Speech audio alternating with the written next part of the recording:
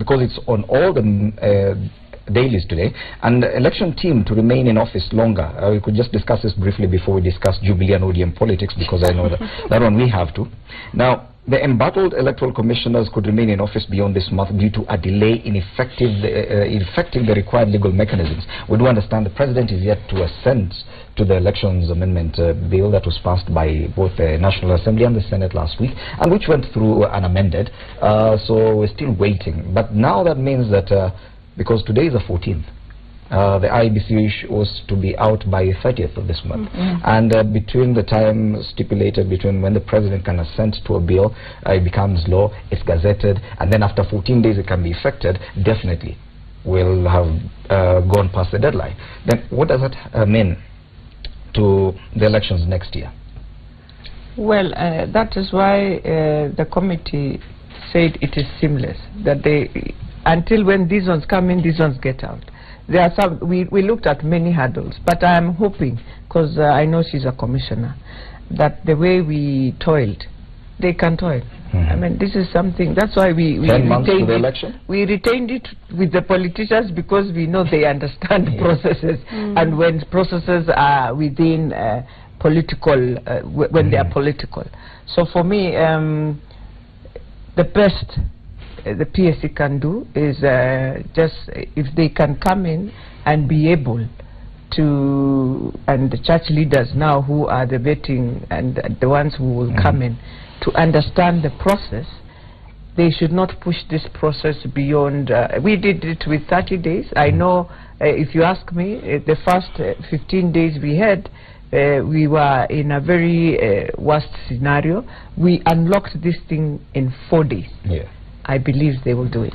Because now the positions of the IEBC commissioners cannot be declared vacant until they resign. They cannot resign until this law comes into force, which will probably happen next month. That will mean probably we'll have like 9 months to the elections, and we still do not have a an IEBC. Then the selection panel comes and the whole process of the IEBC is there. But remember, 7 months will the new commission be able to do this job? Remember, these commissioners are still in employment as IEBC commissioners.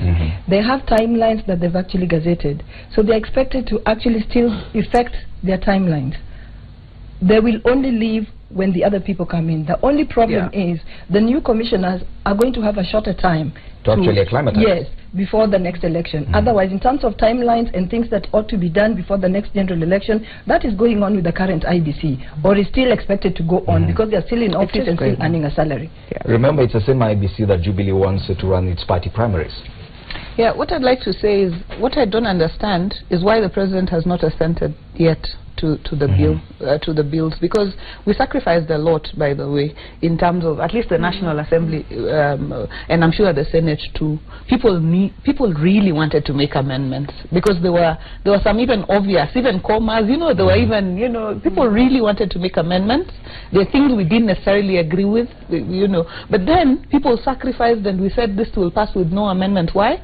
Because of timelines. Actually, the only thing we said is, okay, if you want to amend anything, please wait 6 months, you can come back and amend it. But for now, let this roll so that we don't have mediation. Because what Senate will amend is not what National Assembly will amend. And so what I don't understand, and maybe Senator Elachi will tell us, why isn't, because this message should have been sent to the president immediately, and with the urgency.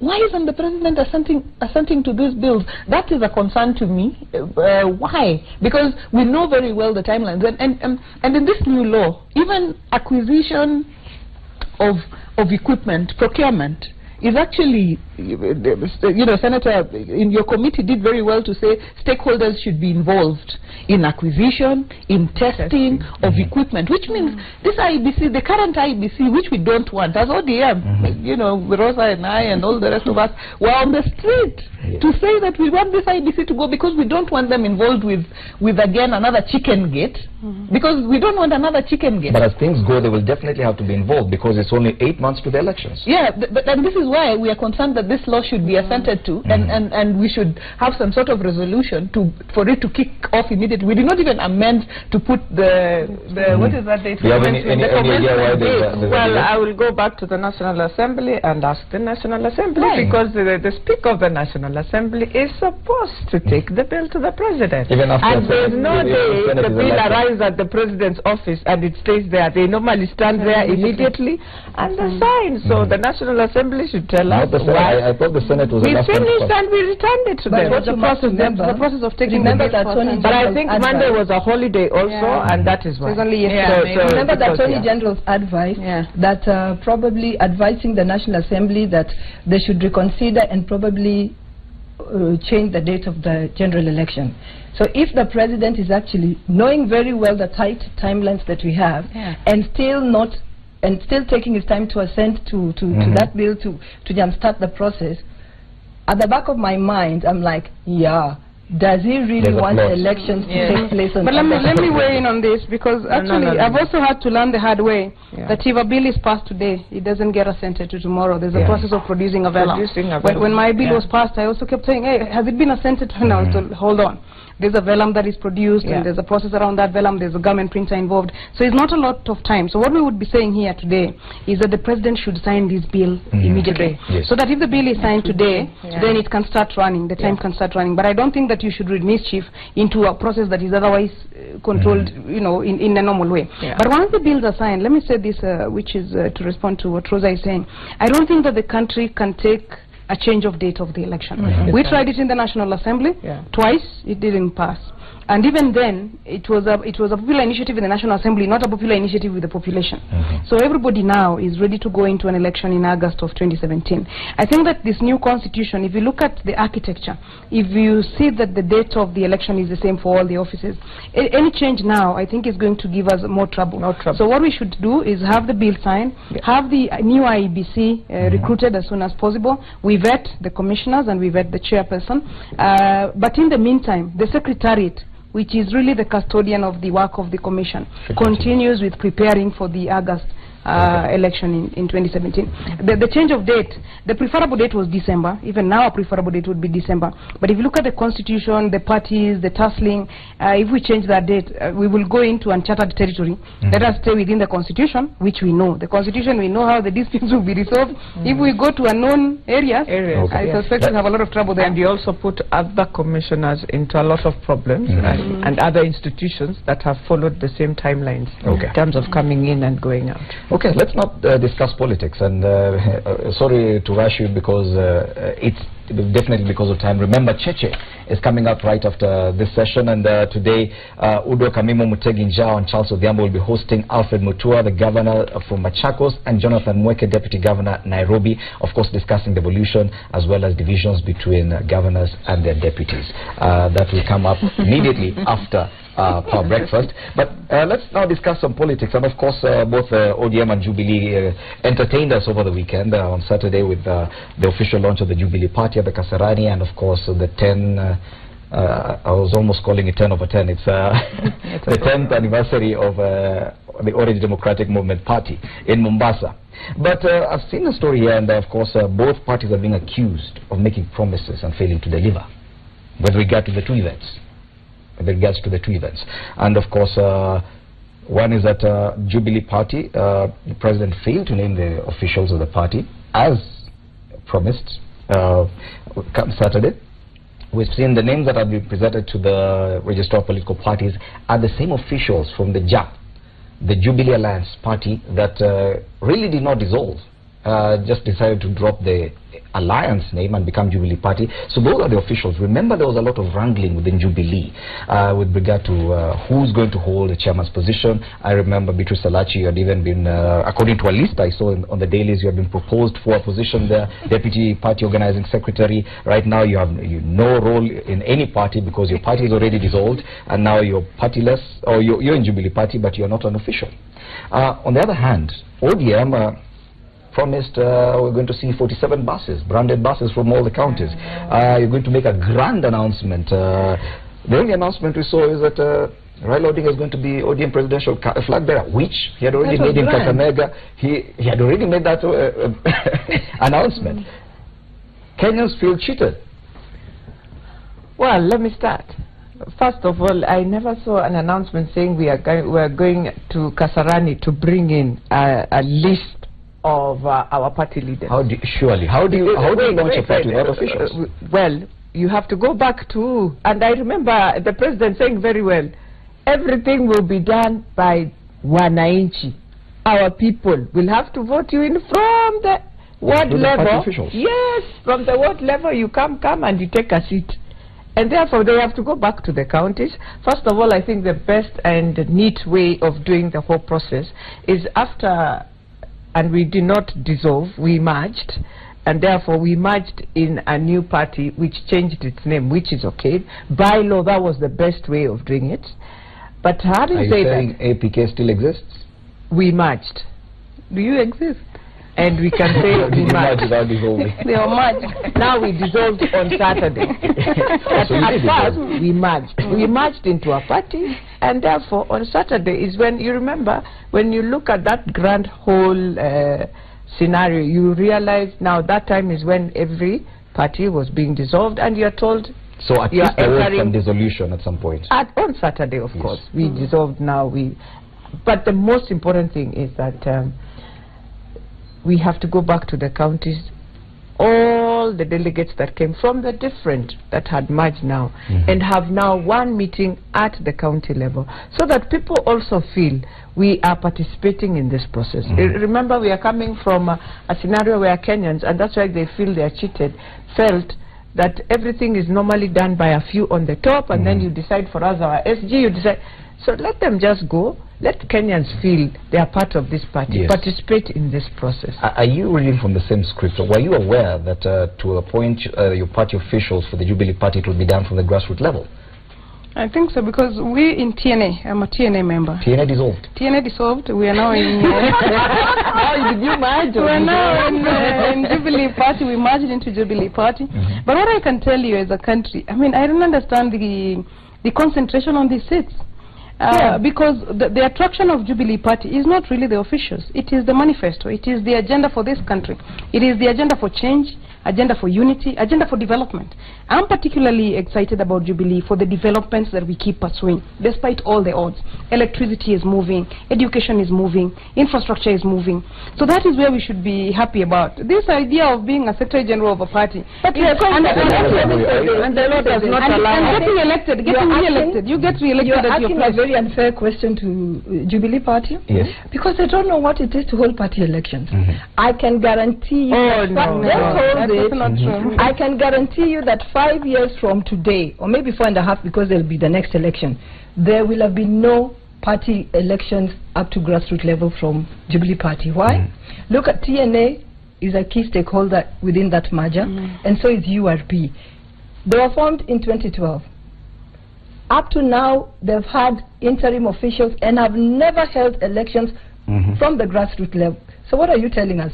What is it that's going to compel them to hold any elections so that they have credible elected officials within that party? They will not. The next time you see anything coming from Jubilee Party, will be dissolving to merge again or to create a new party for election purposes, because that is what the whole team that merged do.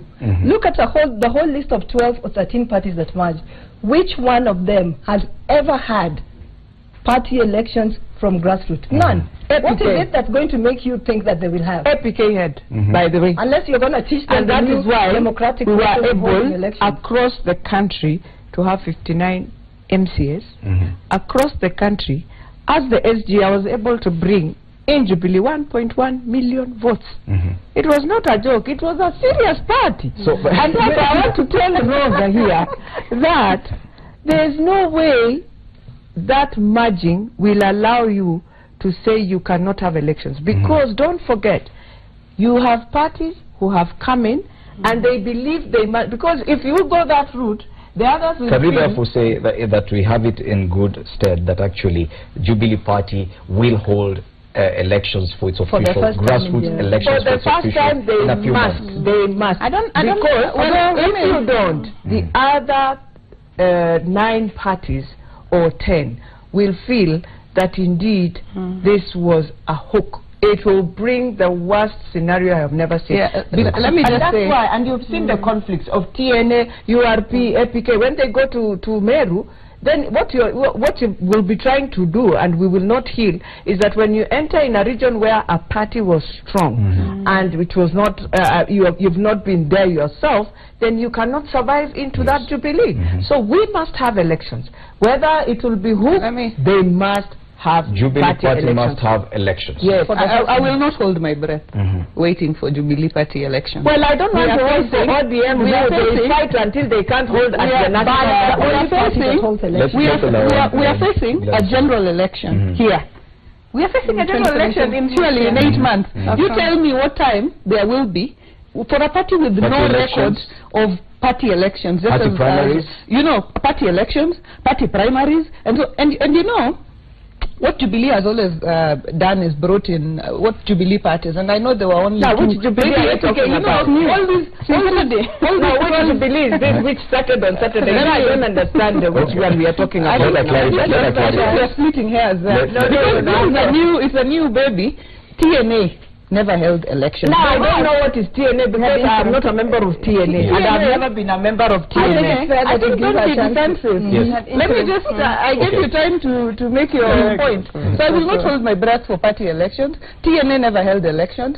URP never held elections. They had all this time to hold elections. They didn't. So I think, and anybody thinking, those 12 parties, thinking that they are equal, this is animal farm they've entered into. Some animals are more equal than others. Surely, this other, I don't know which briefcase one. I don't know what they are called.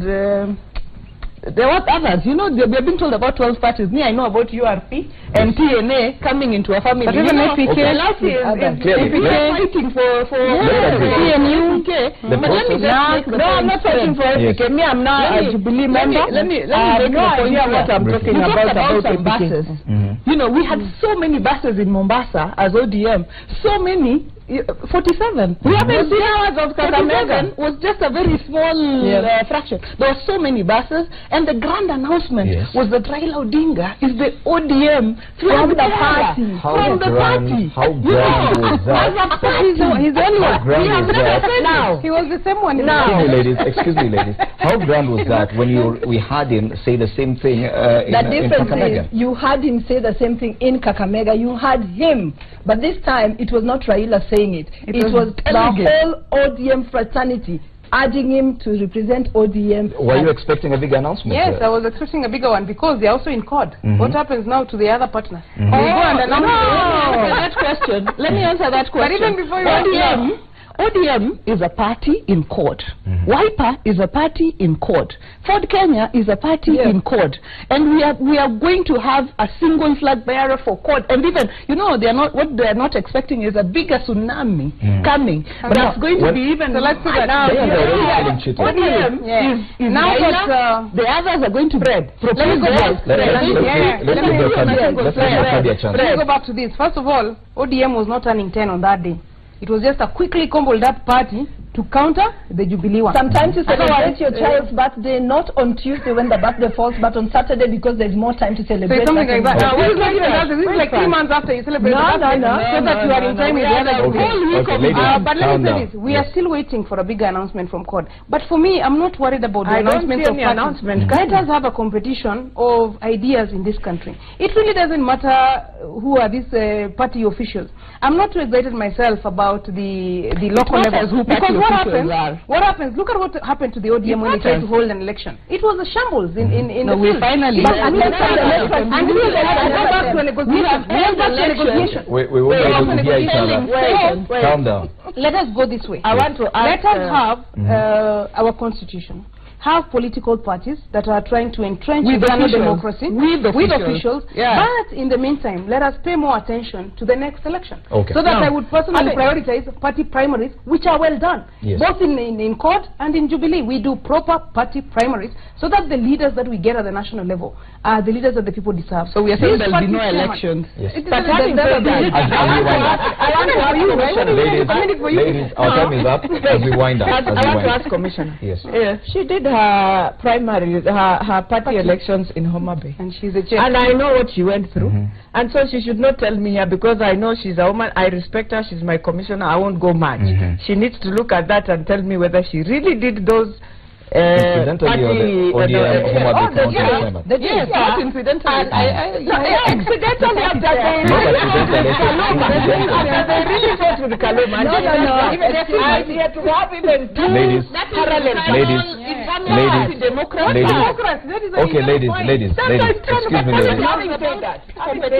We're about to wind up the show. So I'll give you a chance to speak. All of you will get a chance to speak. Okay. So let's start with Elachi. Yeah. I want to tell my sister in ODM and my sister, when you see a party that we have been respecting in Western Province, you have started now having tent, which Raila never used to have any tent things, because he knew everyone believed. Now you are in a tent. You should be asking yourself, what is the problem?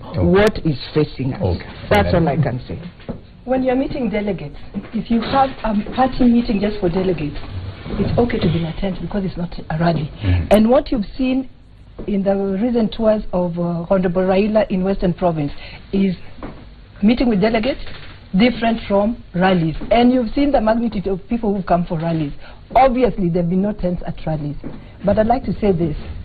Jubilee seems to be so scared of democracy, they shy away from democracy because of conflict or because of competition. You've heard them say that what's the point of doing elections when there's so much conflict?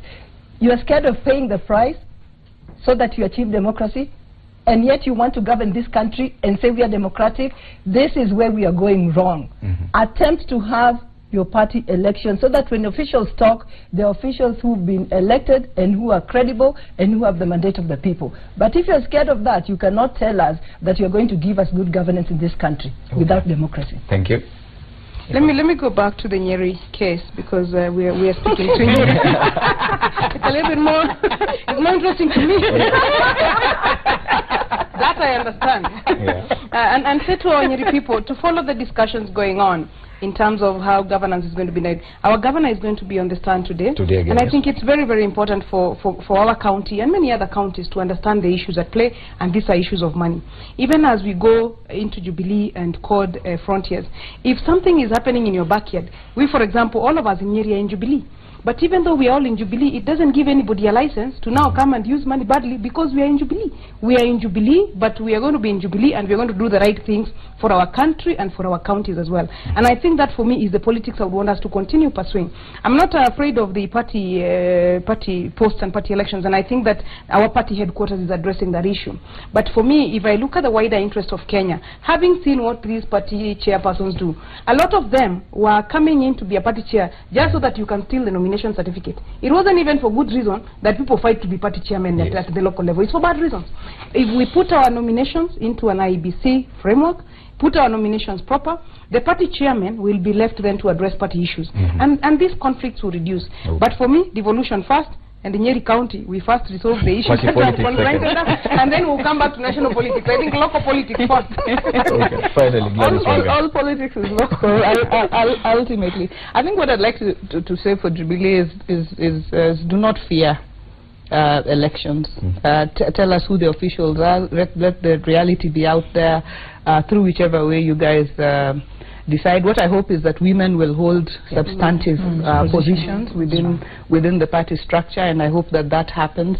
Just as in ODM now we have a Secretary General who's a woman, and I think that's very motivating. A county chair who's a woman, and I think that's very, very motivating. But what I'd like to say is that I think Jubilee has shown what it is to Kenyans. Jubilee is about corruption. Jubilee is about exclusivity. Jubilee is about I don't want it to start It's about failed promises. And I think Kenyans are looking for an alternative. And this is what we are showcasing, CORD and ODM, about devolution, about empowering our people. We have stood with them. And I think we are going out there, and Kenyans have a real open choice, and I am the final speaker on the panel of this morning. All I want to say is that women in all the political parties, you must now come up, stand together. About the Jubilee. That's for Jubilee, and if the World Bank has said with the government of Jubilee, we are now becoming the number ones in this in the continent. I think we should not joke with our country. Number two, yesterday the World Health Organization said Kenya is now becoming number one again on issues of health, and therefore we should not joke with our country. Ladies, I beg that. Remind them the defections they suffered. The 44 defections of individuals. And 20 came from ODM. And 2 counties, full of them coming out of ODM. And corruption is also within the counties, and therefore most of the governors who are in ODM, I think they are the ones even bankrolling all these things. As you look for that has been Beatrice Elachi, Senate Majority Whip and aspirant for Dagoretti North constituency. Rosa Bui, thank you so much. Sorry because of time. Deputy Organizing Secretary ODM aspirant for Women Rep Kisumu County, Gladys Wanga, Women Representative Homa Bay County, and of course Priscilla Nyokabi, Women Representative Nyeri County. Asanteni sana ladies for helping us look at the news this morning. We now head off to Narok, where